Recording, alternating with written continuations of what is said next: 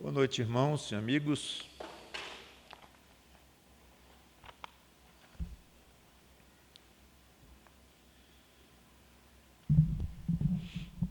Que era para ser uma pregação, terminou se tornando uma pequena série de 3 sobre edificação.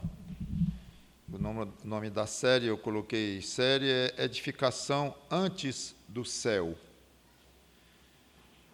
E a primeira, nós fizemos 3 perguntas. Por que o crente tem de ser edificado? Segunda, respondemos na primeira pregação. Segunda, por quem o crente é edificado? Respondemos também.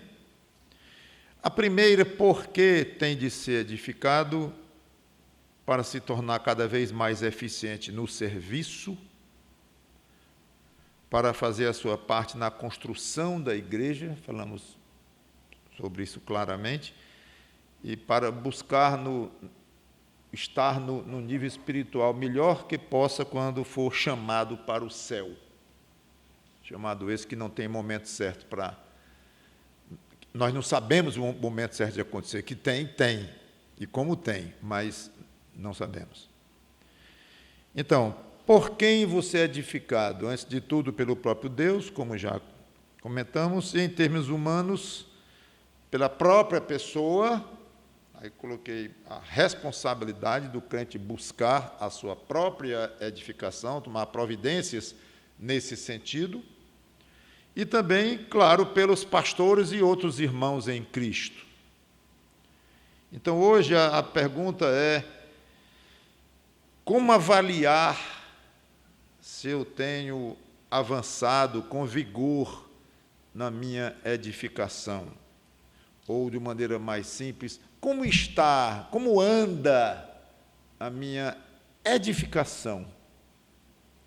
Então, são mensagens que tratam de um tema, portanto, não temos um texto para explorar, mas vários textos para examinar, embora mais panoramicamente.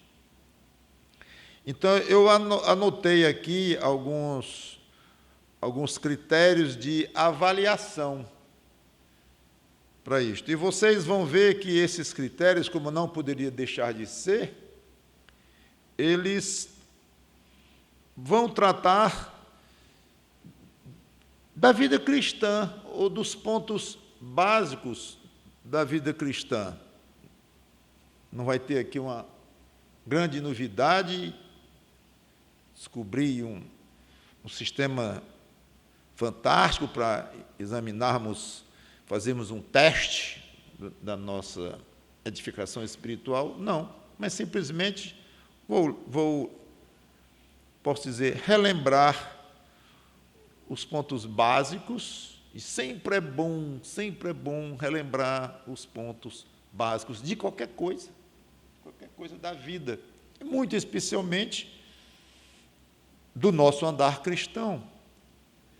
Às vezes a gente se afasta de pontos tão básicos, a gente assume que sabe, assume que não tem problema nenhum em conhecer este assunto, já estudamos, já lemos, e assumimos que estamos devidamente cumprindo aquilo, e vai ver que nem estamos tanto. Então, espero que esta pregação sirva, acho que vai servir não tanto quanto uma abertura de ensinamento para você ficar conhecendo alguma coisa, mas mais no sentido de relembrar, sempre no intuito de cada um fazer um autoexame e procurar avaliar o seu andar cristão. Então, como avaliar se eu estou avançando com vigor na minha edificação? Eu coloquei alguns pontos. Primeiro ponto, se você ama cada vez mais. Se você pode responder a si próprio com responsabilidade, se tem crescido no amor cristão? Não é uma pergunta simples. Vamos a 1 Tessalonicenses, capítulo 9, capítulo 4, capítulo 9 não existe, mas capítulo 4, versículos 9 e 10.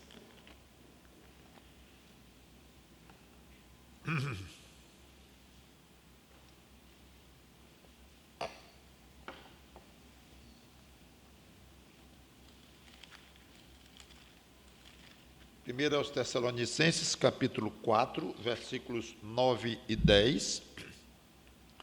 Vocês vão observar que todas as passagens que eu citarei aqui estarão associadas com a ideia de crescimento, edificação, todas.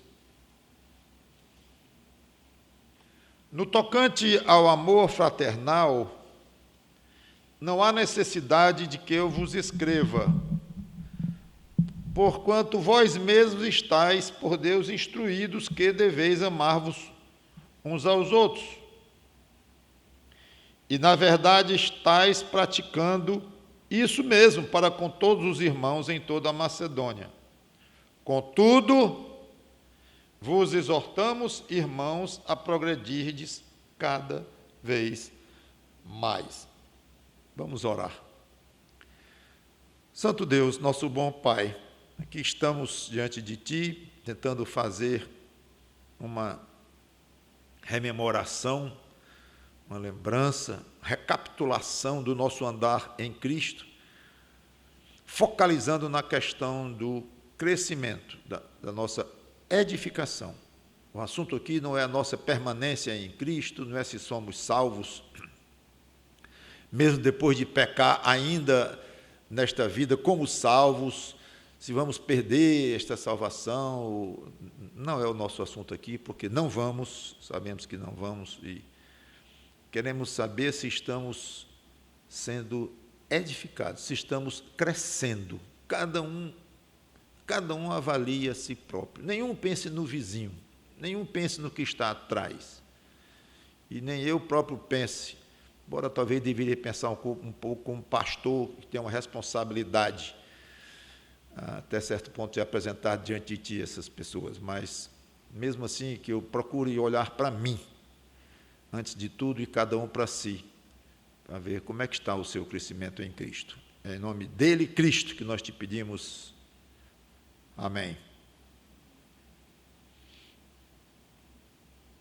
Paulo disse quase, eu disse quase o que Paulo está dizendo aqui, quando ele diz, irmãos, com relação ao amor fraternal, eu não preciso mais falar não, porque vocês sabem isso tanto, é tão básico, que eu não estou dizendo nada, quase, não vou dizer pedir desculpa, mas quase dizendo, olha, eu não tenho a menor necessidade de chegar aqui e dizer, olha, você precisa amar uns aos outros. Vocês sabem, é elementar, é beabá. Isso é o que ele está dizendo. Que é mais ou menos o que eu disse, como eu falei, dizendo que as coisas que eu vou colocar aqui, todos nós já sabemos, mas, aí como Paulo diz lá no fim, contudo, vos exortamos a progredirdes cada vez mais. Eu sei que não precisa dizer para vocês amarem uns aos outros. Eu sei, vocês todos já sabem disso. Pois é, mesmo assim, eu vou dizer. Mesmo assim, eu vou dizer. E ele disse mais do que amem uns aos outros. Ele já partiu do princípio que eles estavam, de fato, amando uns aos outros, e ele diz isto, na verdade, estáis praticando isto. Eu sei que vocês estão fazendo isso. Então, a questão aqui não é vocês amarem uns aos outros. A questão aqui é vocês crescerem. É exatamente o que eu estou querendo transmitir nestas 3 pregações. É a necessidade do crente crescer, nunca se acostumar com o ponto a que chegou. Nunca entender que está já num estado espiritual, numa condição tal em Cristo, ao lado dos irmãos, na sua igreja, na sua circunstância de vida, já está naquele ponto de não precisa mais aprender muita coisa, ou não, basta viver naturalmente como está e aguardar chegar a chamada de Deus para ir para o céu e pronto. Não! É o crescimento, exatamente o que Paulo diz aqui. E um termômetro extremamente fiel para medir o padrão do seu andar em Cristo é este: amor aos outros. Uma das desvantagens de pregações temáticas como essa, que nós temos vários pontos a tratar, e não podemos parar em cada um e aprofundar. Poderíamos, mas ia ficar tão extenso que talvez ia até perder o sentido panorâmico do tema que a gente quer tratar. Então, agora eu vou dedicar uma pregação inteirinha sobre o amor cristão, a outra pregação inteirinha sobre a questão da oração, que eu vou já tocar, mas aí fica tão longa a exposição que perde um pouco o sentido de uma exposição mais objetiva. Então, termina, como eu disse, sendo uma certa... É uma vantagem, porque nós nos lembramos de muitas coisas ao mesmo tempo. E é uma desvantagem no sentido de que não podemos aprofundar muito. É só tocar num ponto e ir para outro. Mas faz parte. Todo mundo tem vantagens e desvantagens, então é uma condição do estilo temático de pregação. Mas antes de ir para a próxima, então, eu quero só lembrar da importância de você saber o que é amor cristão. A palavra amor é uma das palavras mais utilizadas, eu imagino, talvez em todas as línguas. Não tenho uma estatística precisa, mas eu acho que nem preciso. Amor, o verbo amar. E, obviamente, por ser tão largamente, maciçamente utilizado, sem dúvida, é o mais sujeito a variações, deturpações, sentidos diferentes.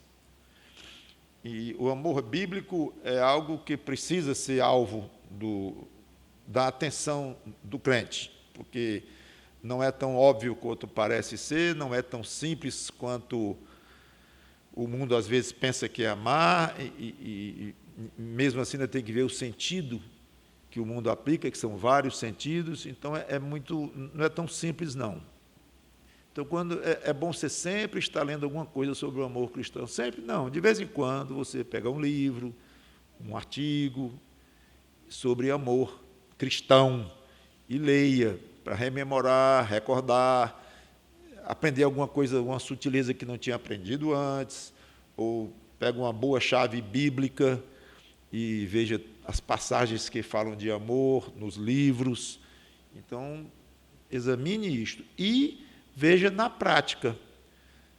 Talvez a melhor maneira de você começar a examinar isso é vendo como é que você tem se portado com relação às pessoas que você não gosta, as pessoas que surgiram na sua trajetória de vida, surgiram aí e que são pessoas que lhe prejudicam, que lhe dão raiva, lhe dão preocupação, lhe dão estresse. E talvez o melhor lugar para começar este exame é por aí, para saber como você tem se relacionado com pessoas assim. Quando eu digo relacionado, inclui a relação íntima, interna. Não é obrigado nem ter relação externa. Talvez a própria palavra relação tenha a ideia de externo. Então, vamos pensar os seus pensamentos sobre essa pessoa. Como é que você está dirigindo sua mente quando pensa nessa pessoa e tudo mais. E, claro, você vai, então, observar pessoas ao seu redor, amigos, parentes, o cônjuge, que você está amando mais a sua mulher, o seu marido, como é que eu posso estabelecer isto? Pense, examine e veja, mas é uma medida muito importante, muito importante. E o padrão que Deus nos deu para examinar isso é amar o próximo como a si mesmo. Então, não é nada pequeno o amor que a gente tem a si próprio, pelo menos em termos normais, naturais. A pessoa que não tolera a si mesma e tudo já entra até numa categoria de uma certa... não está muito saudável. Mas, normalmente, a pessoa quer bem a si mesma e de uma maneira muito mais do que é para ser, porque acaba entrando no egoísmo pecaminoso, então é complicado também essa questão de amar o próximo como a si mesmo. Mas vá fundo, examine como é que você ama a si mesmo, porque vai ser o padrão para você medir se ama o outro.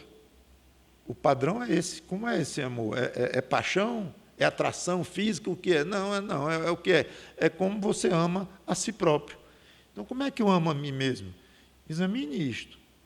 Tem muita coisa para o crente se auto-examinar. Muito. Lamentavelmente, a gente tem tido muito pouca prática em fazer essas reflexões mais profundas, e tudo é muito corrido, tudo é muito superficial, tudo é muito rápido, e fica só o beabá, o feijão com arroz. Mas eu não sei se alguém conseguiria falar 5 minutos sobre a questão do amor a si próprio, como é que você ama a si mesmo. Não sei se você já pensou nisso, mas pense. Então, você pode ter certeza. Se está pensando em um crente que é tido como um crente forte espiritualmente, ou um crente que já partiu, mas tinha esse conceito, tem até biografias e coisas assim, pode ir atrás, que era uma pessoa conhecida por amar os seus semelhantes. Amar de uma maneira correta, de uma maneira bíblica. Às vezes parece que nem amor é. Às vezes parece que nem amor é, mas é. Então, veja essa questão de amor. Leia sobre amor de Deus, o amor de Cristo, o amor que Ele espera que nós tenhamos uns pelos outros. Leia, se instrua, leia nas Escrituras passagens assim. Não fique esperando só a pregação do pastor quando ele tocar no assunto de amor, que, aliás, corre o risco de tocar pouco, porque é um assunto tão batido, tão conhecido, já tão falado. Vou pregar sobre amor na igreja, na hora que eu disser assim, acho que metade vai bocejar. Eita, mais um. Então, talvez a gente até nós, pastores e pregadores, deveríamos até pregar mais sobre essa questão. Segundo, como é que avalia a sua edificação espiritual? Se você é crente de oração. Judas 20. Capítulo 20 é Judas? Judas 20 é o versículo, né? Porque só tem um capítulo. Então, não precisa dizer nem o capítulo. Judas 20 e 21.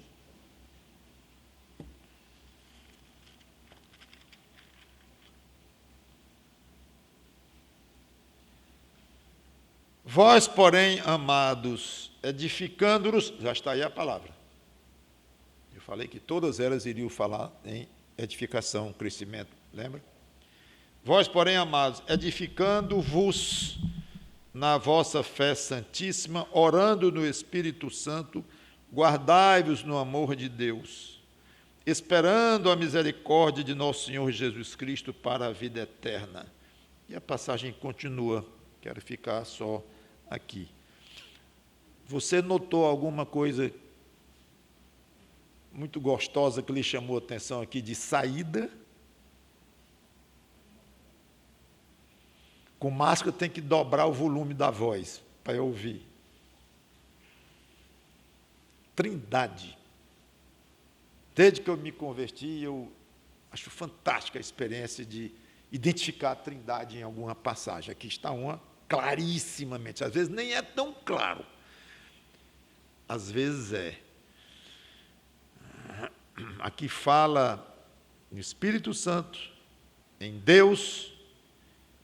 Presume-se Deus Pai, porque fala no Senhor Jesus Cristo. Então, tem as 3 pessoas da Trindade aqui, bem delineadas.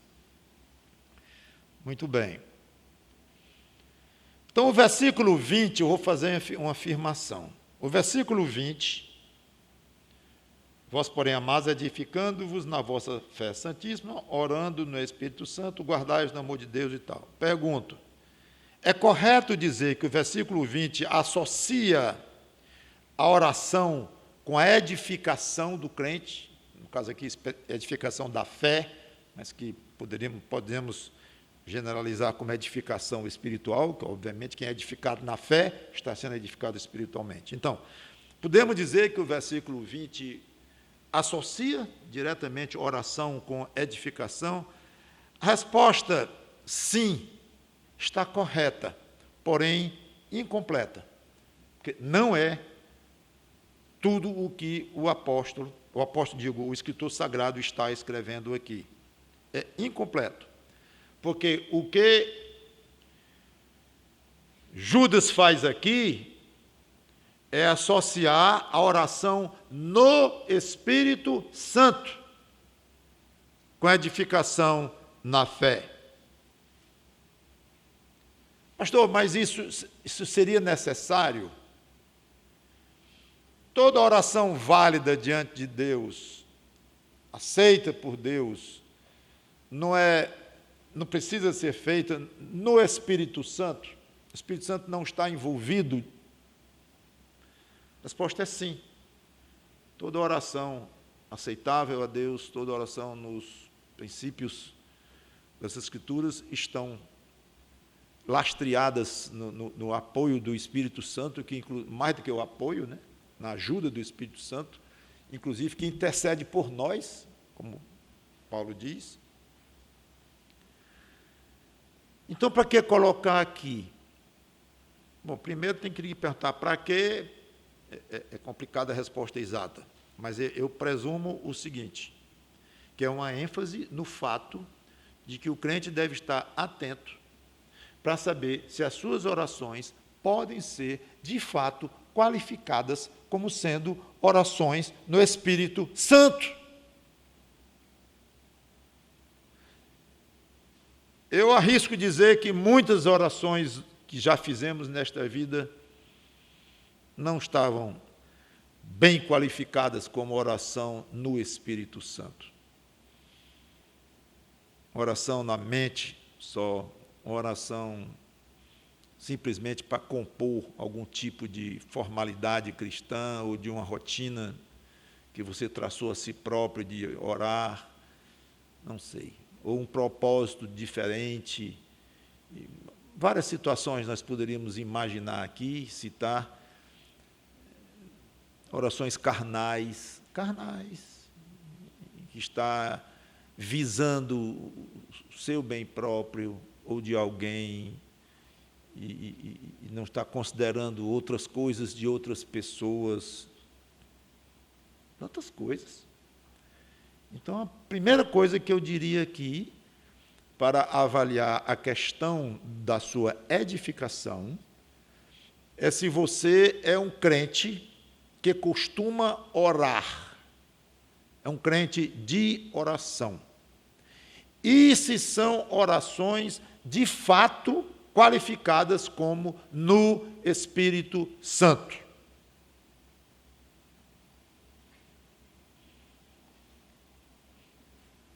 Teria que descer fundo, que não vou, já comentei. O que seria uma oração no Espírito Santo? Isso. Não vou poder discorrer.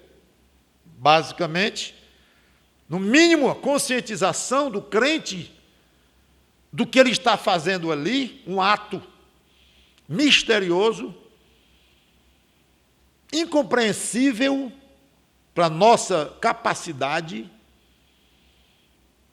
Como é que eu estou pensando aqui, e o outro ali, tem 12.598.654 pessoas nesse momento orando. Ao mesmo tempo. E Deus saberá dizer cada detalhe de cada uma dessas milhões de orações simultâneas. Alguém poderá se levantar e me explicar isso, por favor? Como é que funciona? Que eu não sei. Então, uma oração, você já tem que saber que está indo fazer algo muito misterioso, mas muito forte, que exige fé, muito pode pela sua eficácia, a súplica do justo. Então você tem que crer naquilo que você está orando, crer. Porque se não crer, Tiago até já condena esse tipo de oração. Ah, homem de alma dupla, parece que tem duas almas, pede aqui e não confia, e fica boiando igual uma cortiça no mar, para lá e para cá. Não, assim não. Quer sabedoria? Peça, ore e peça, mas crendo que vai receber. Ou seja, uma oração em que você tem convicção que vai ser ouvido por Deus, Deus vai considerar aquela oração e vai responder sim, na maneira que Ele quiser, de acordo com o filtro dEle, no tempo que Ele quiser, da forma que Ele quiser. Tudo isso envolve essa questão de uma oração no Espírito Santo, você saber que não teria a mínima condições de se relacionar diretamente com Deus se não tivesse sido perdoado por Deus, e se não tivesse sido agora selado por quem? Pelo Espírito Santo, uma oração de alguém que tem o Espírito Santo dentro de si, de uma maneira também compreensível, ou incompreensível para nós, de uma maneira concentrada, de uma maneira séria, de uma maneira a examinar os princípios bíblicos. Quantas orações nós fazemos que estão atropelando vários princípios bíblicos? Senhor, eu faço assim, assim, assim. Eu não posso. Se eu fizer isso, você já notou que o seu pedido inclui eu fazer uma coisa contra os meus próprios princípios, eu não vou lhe dar isso nunca. Ah, eu nem notei. Pois é. Então você ore no Espírito Santo, sim, e com responsabilidade de quem é um crente, que é templo do Espírito Santo. Mesmo que, mas assim, pastor, esse tipo de concentração tão grande, eu vou ter que orar menos. Então, ore menos, eu não sei, isso aí é com você. Aí Paulo manda orar sem cessar, manda mesmo, você ficar ligado com Deus o tempo todo, deve ser uma coisa muito natural, gostosa, o crente estar ligado com Deus o tempo todo, orando continuamente no Espírito Santo, com seriedade, com humildade, sabendo que está tendo o privilégio de poder fazer uma oração, que tem um Deus que está ouvindo, e tudo isso. Mas se você, mas então eu vou ter que dedicar mesmo mais tempo para orar de uma maneira mais séria, ter mais calma no meu espírito, e minhas orações, eu concordo, estão sendo feitas de uma maneira muito assim, sem prestar muita atenção, muito corrida, aproveitando uma oportunidade assim. Isso é muita quietude de alma, eu reconheço. Espetacular você reconhecer isso. Eu vou dedicar um tempo mais especial para as minhas orações. Muito bem. Com certeza você vai ser mais edificado, sabia? Com certeza você vai crescer em Cristo. Se as suas orações vão melhorar de padrão, com certeza. E de repente você até estava numa rotina de oração tal que mal percebia como as suas orações podem estar sendo superficiais, repetitivas, rotineiras. Não pense que por muita repetição você vai ser ouvido. Tem muita coisa para aprender sobre oração. Leve a sério a sua vida de oração. Teria mais alguma coisa aí que comentar sobre este versículo aqui, esses 2 versículos, mas não vou não. Terceiro, para avaliar se você está sendo edificado. Você é pacífico? Você tem o espírito pacífico? Romanos 14 e 19.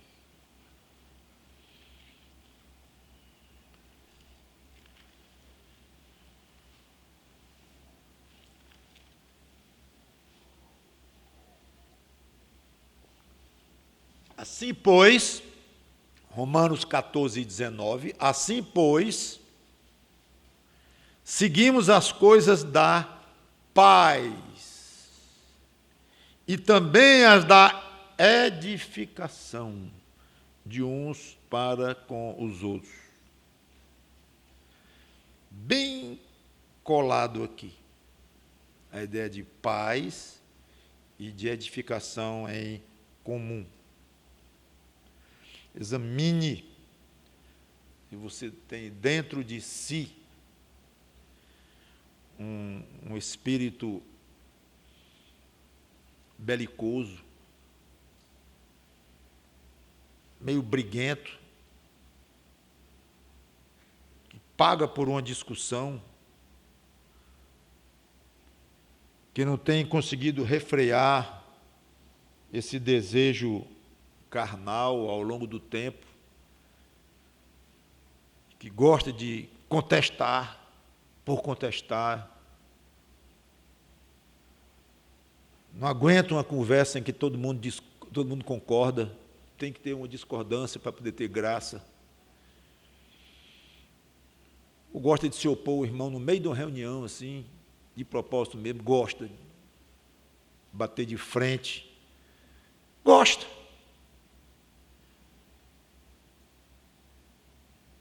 E a paz, a harmonia, de alguma maneira incomoda e deixa a vida meio sem graça, meio monótona. Bom, é um foguinho mesmo de uma discussão, de uma briguinha ou de uma brigona. Cada um tem o seu coração.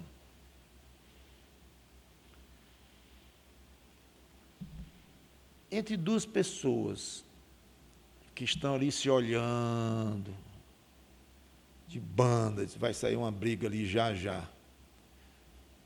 Você gosta de chegar no ouvido de um e diz, acabou de xingar a tua mãe. Aí chega no ouvido do outro, diz, sabe aquele ali? Ele está dizendo aí de ti. Em outras palavras, eu quero dizer, você atiça, quer ver a confusão. Agora eu quero ver como é que esses dois diáconos vão se ver aqui na igreja. Agora eu quero ver a confusão. Eu sempre achei que isso não ia dar certo, agora chegou a hora. Ou lá, no seu trabalho, o seu chefe contra o outro chefe lá, eu quero ver a briga.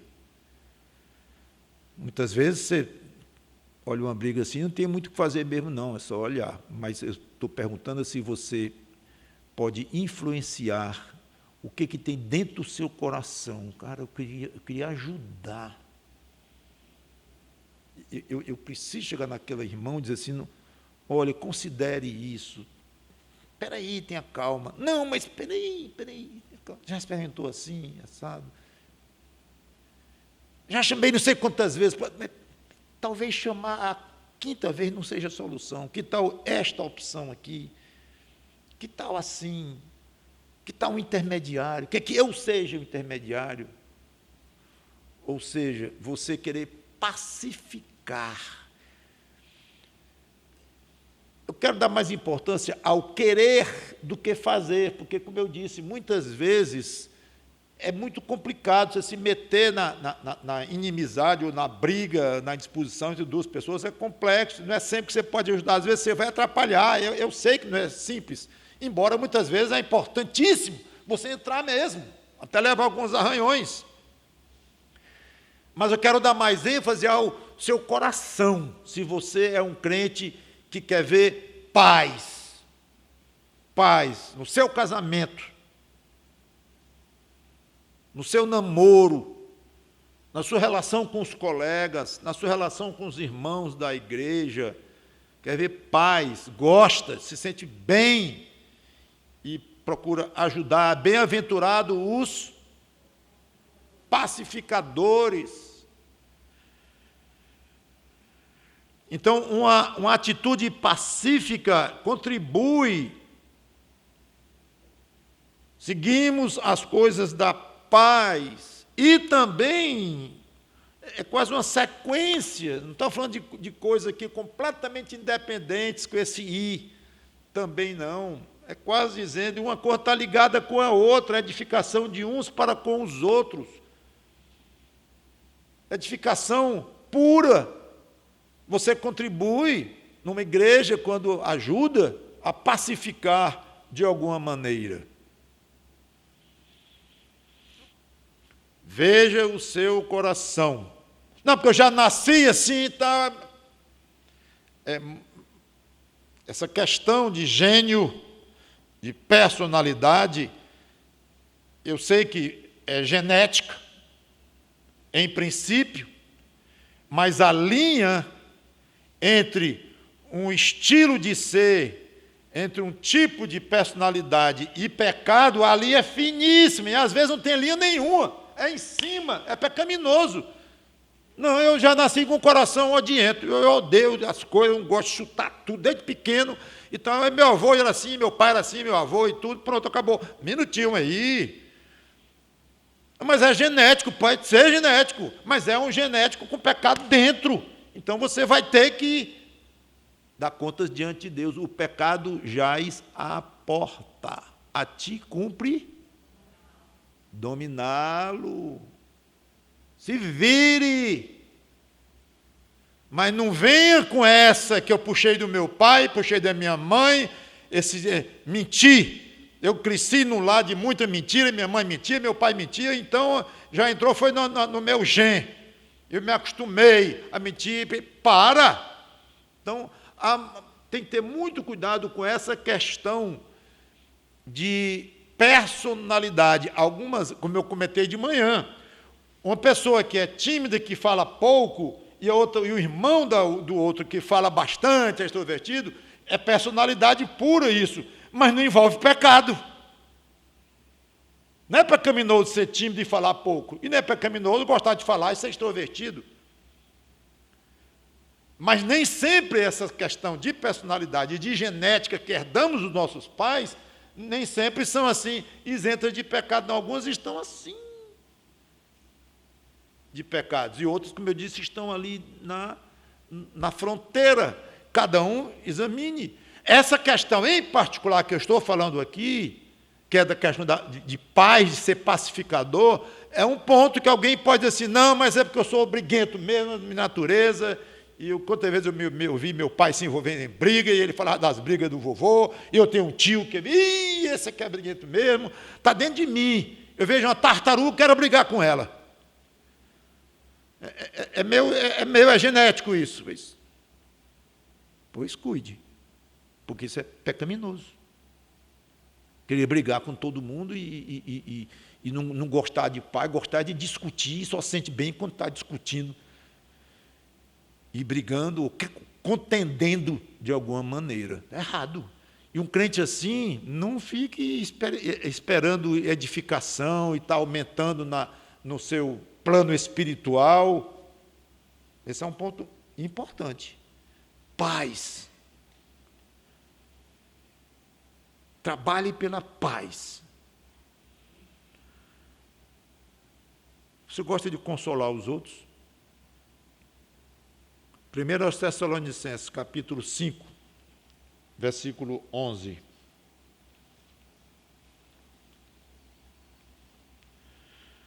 Primeiro aos Tessalonicenses, capítulo 5, versículo 11.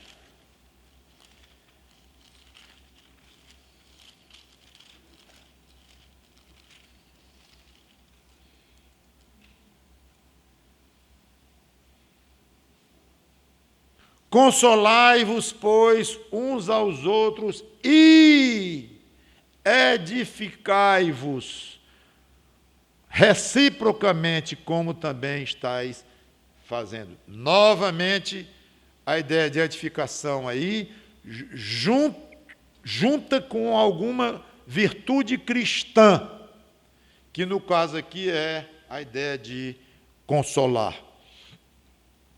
Mais uma vez, um bom comportamento cristão é associado diretamente com a edificação, e isso nós vamos ver vez após vez, não só nos exemplos que eu vou dar, só tenho mais 3 além desses, mas em muitos outros que poderíamos dar ainda, de virtudes cristãs, que são associadas com crescimento. Consolar aqui é um verbo que significa chamar para o lado, literalmente. São duas palavras no grego juntas, que é chamar para o lado, literalmente.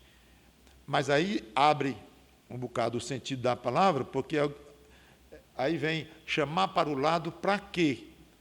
Aí vem para conversar, para orientar, para consolar, para confortar. Então, esta palavra ela é traduzida de várias formas na Bíblia dentro dessas variáveis. O Espírito Santo, que é chamado pelo Senhor Jesus Cristo de o outro Consolador, é Paráclito, que significa, que é exatamente esta palavra. Ele é consolador, pode ser confortador, pode ser orientador.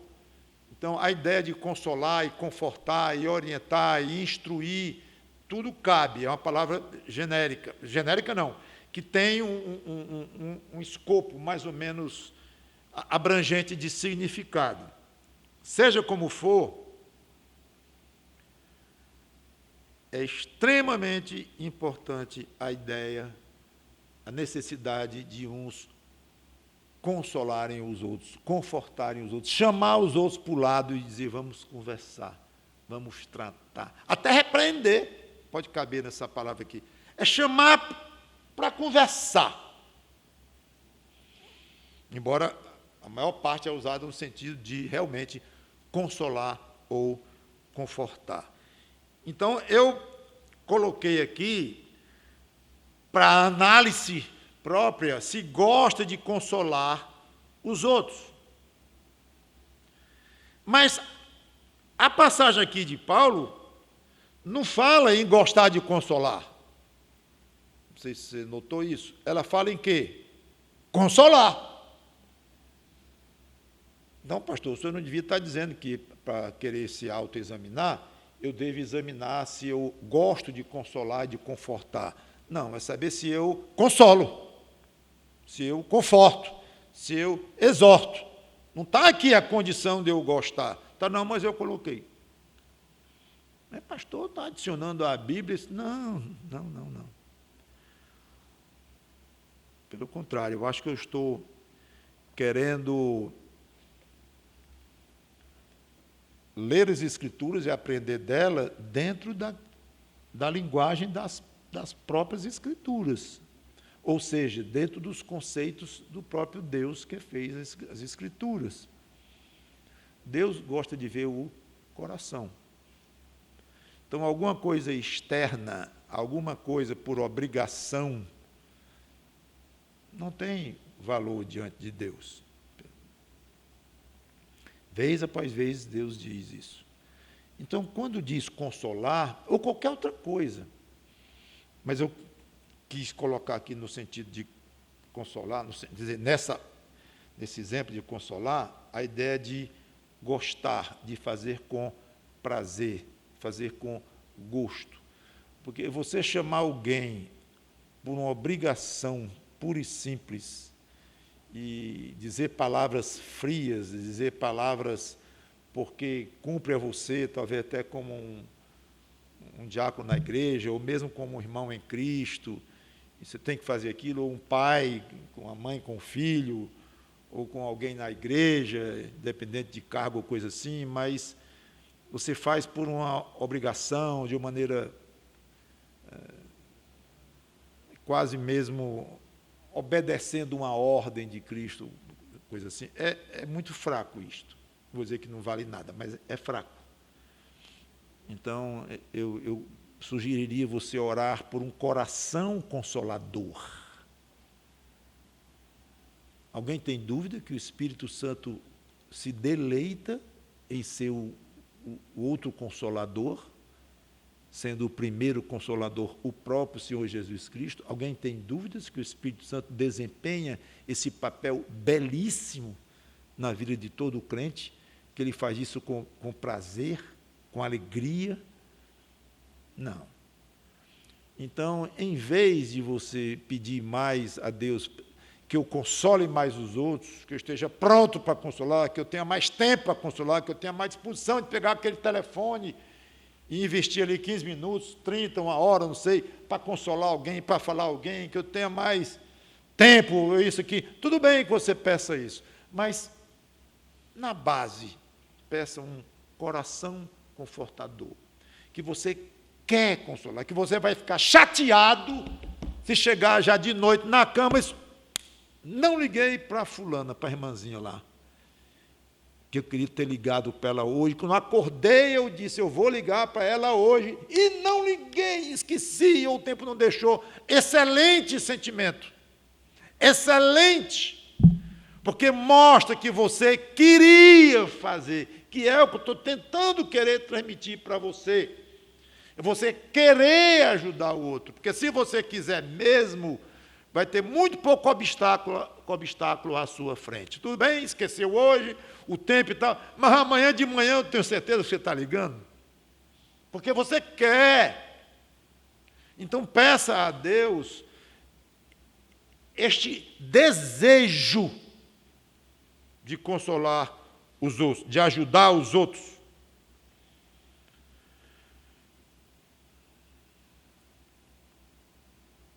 Crente que olha para trás e pergunta, eu tenho consolado quem? Eu tenho ajudado quem? Eu tenho dito o que para quem? Já que a palavra consolar aqui tem um sentido mais largo. Então, eu tenho instruído quem? Orientado, aconselhado, consolado. Vou botar uns 8 verbos aí dentro desse mesmo sentido. Seria interessante você pensar. Eu não sou diácono. Não é diácono.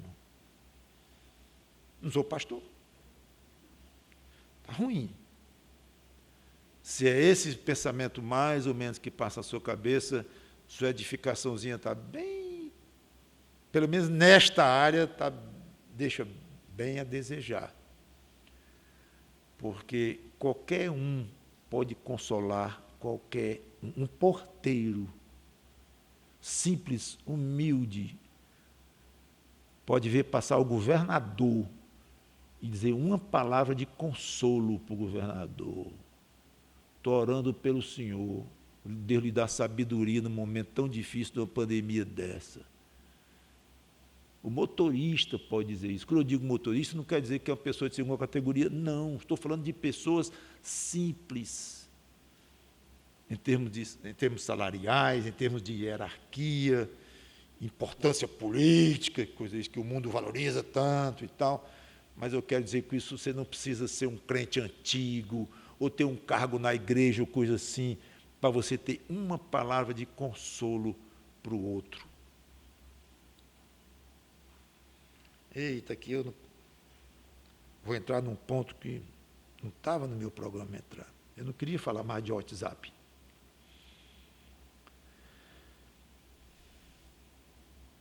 O consolo pelo WhatsApp é bom, mas é pobre. Telefone, ligue, para a pessoa ouvir sua voz. Então vale o áudio? Vale. Vale o texto, vale o áudio.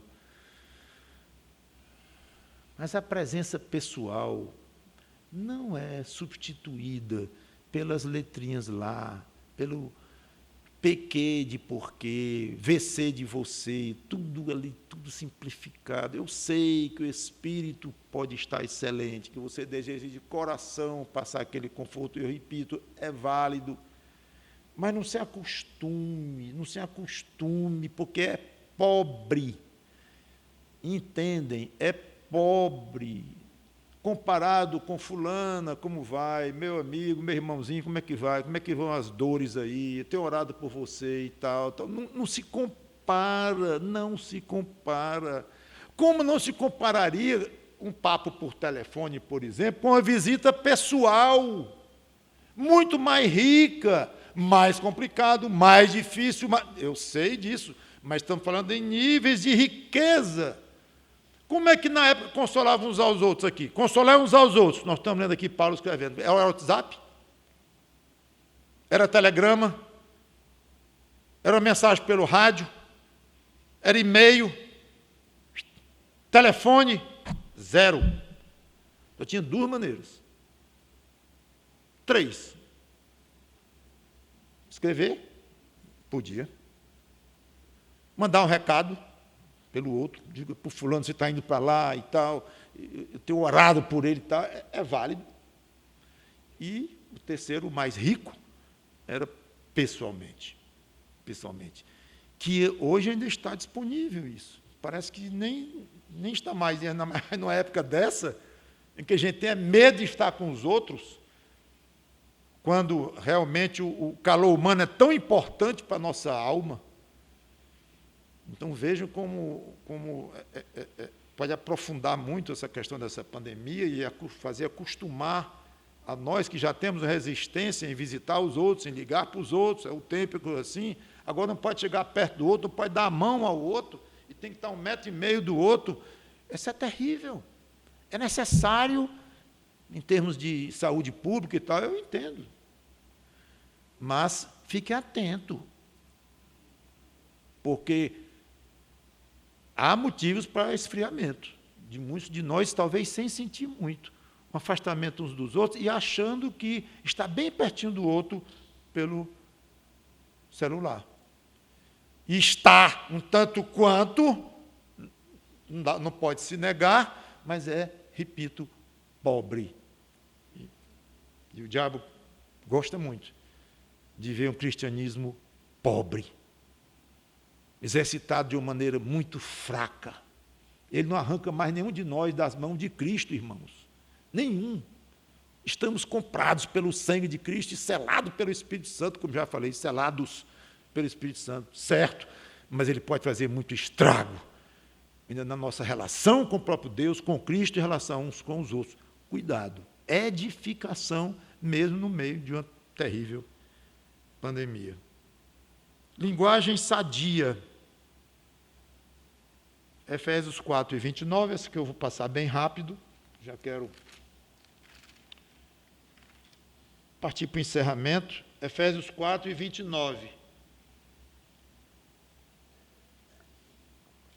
Não saia da vossa boca nenhuma palavra torpe, e sim unicamente a que for boa para, olha o nosso termo aí, edificação, conforme a necessidade, e assim transmita graça aos que ouvem.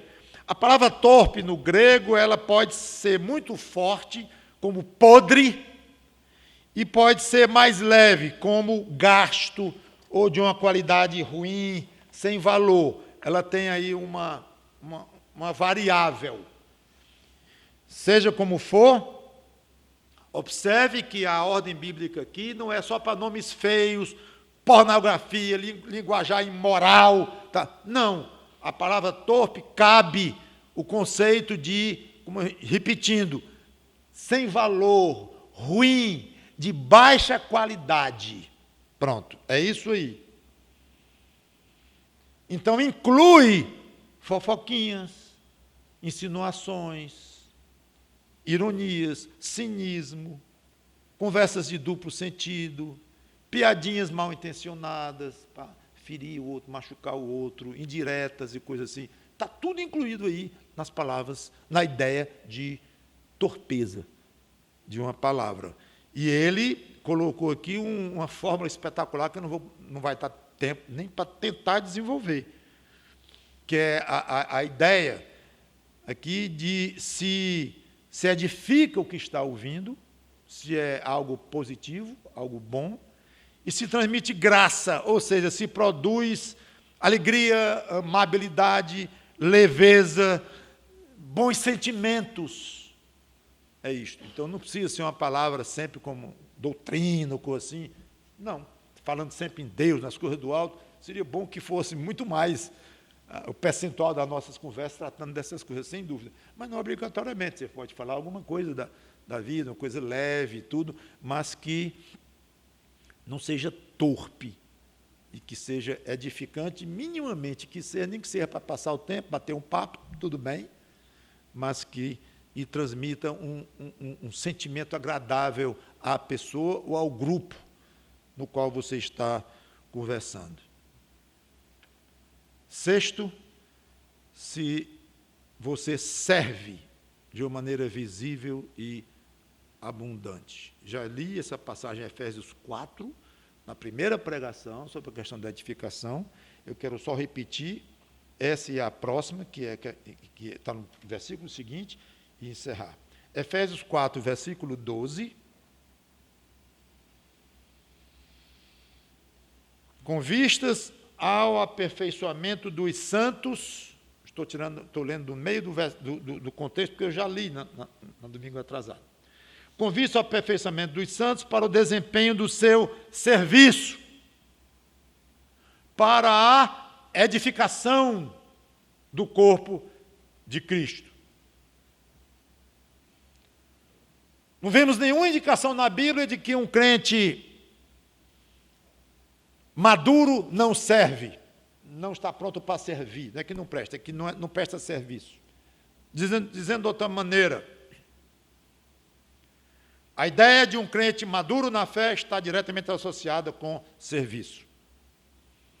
Sempre a ideia de um crente maduro, de um crente edificado, está relacionada com serviço.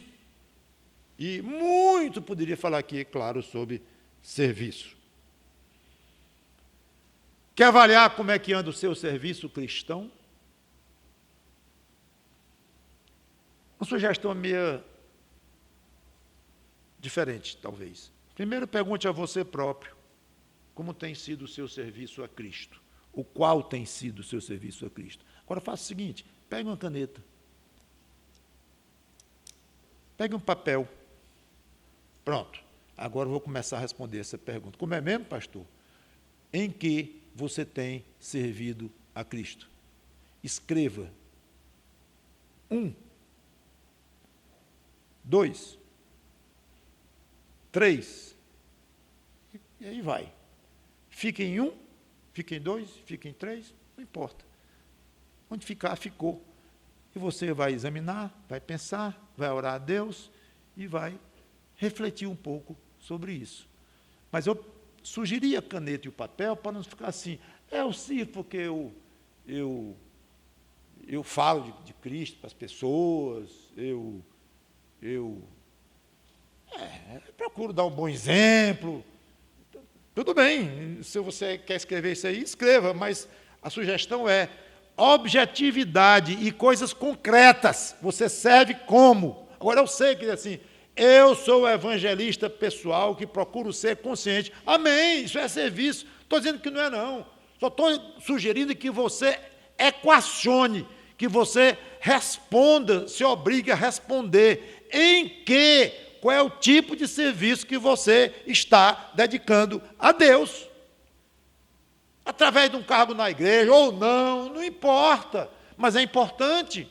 Você ficar ali 10 minutos com a caneta na mão, procurando, já mostra alguma coisa. E é extremamente o serviço a Deus para alguém que quer ser edificado. Outra ideia, essa aqui é um pouquinho mais difícil de cumprir, mas é interessante.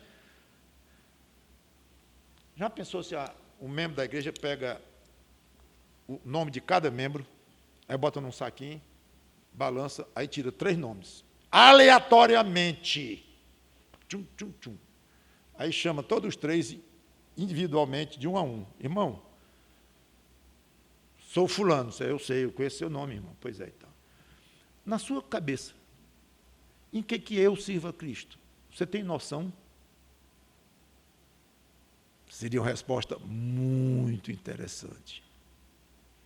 Quer dizer que todo irmão da igreja tem que saber tudo o que eu faço. Eu não estou dizendo isto. Eu só sei uma coisa.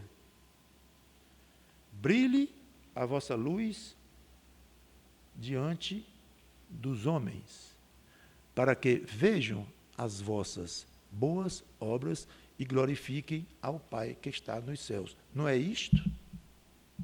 Brilhe a vossa luz.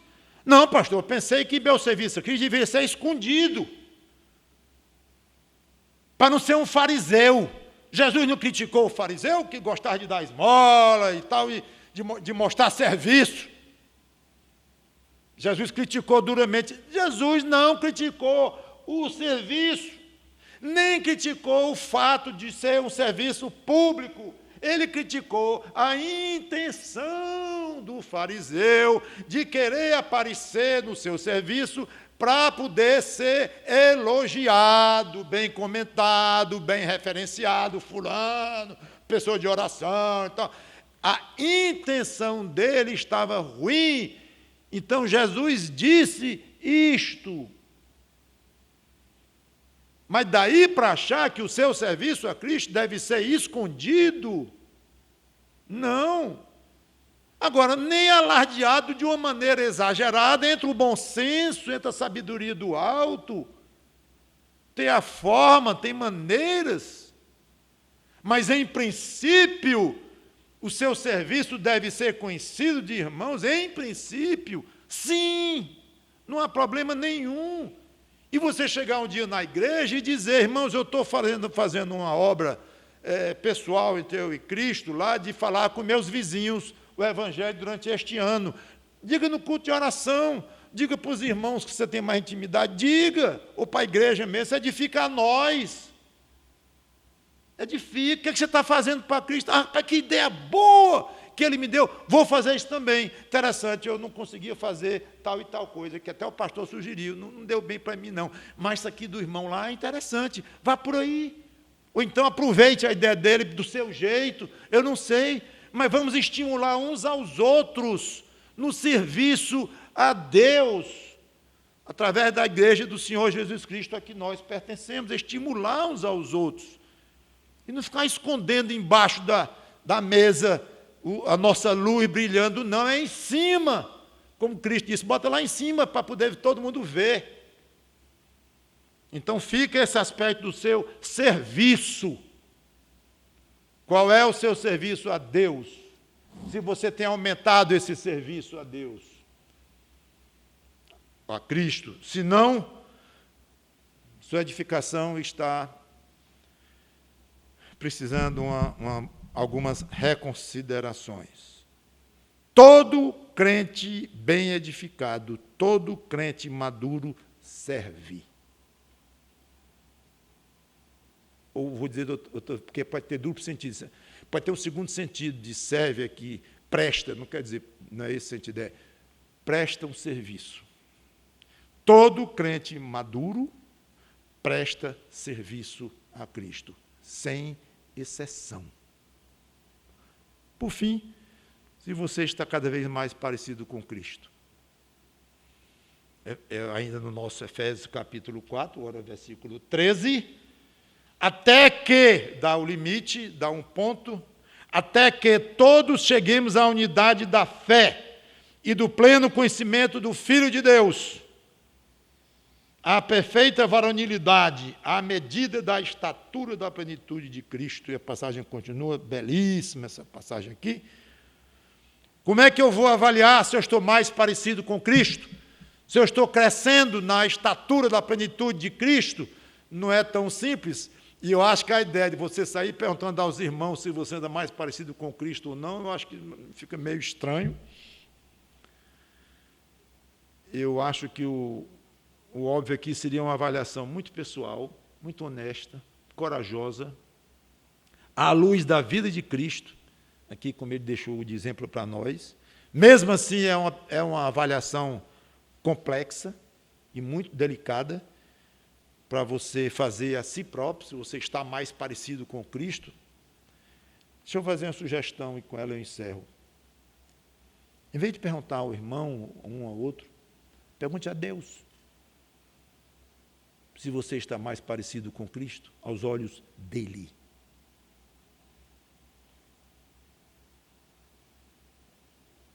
Deixe claro, se for o caso, obviamente, que você está seguindo esse alvo com fervor, Senhor, eu tenho me disposto a me tornar mais parecido com Cristo. Eu estou conseguindo? Pergunte a Ele diretamente. Pastor, e a resposta? Você tem alguma dúvida que Ele saberá lhe responder devidamente, internamente, dentro do seu coração, lhe dar essa resposta, lhe dar essa orientação, seu sentimento, uma passagem das Escrituras que você vai ler e o Espírito Santo vai dizer, aqui está a sua resposta. Não sei. Uma voz que você vai ouvir de noite, pode ser, mas não é a maneira normal como Deus está operando atualmente na comunicação com os crentes.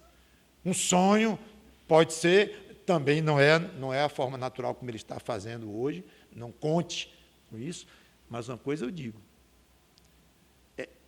é um absurdo o crente nem pensar em fazer uma pergunta dessa a Deus, com o argumento de que como é que ele vai responder? Ele não vai. Vou fazer uma pergunta que não tem resposta. Dizer, tem. Claro que Deus tem uma resposta para me dar. Se aos olhos dele eu estou mais parecido com Cristo ou não, é claro que Deus vai saber fazer avaliar. Mas não tem como me dizer.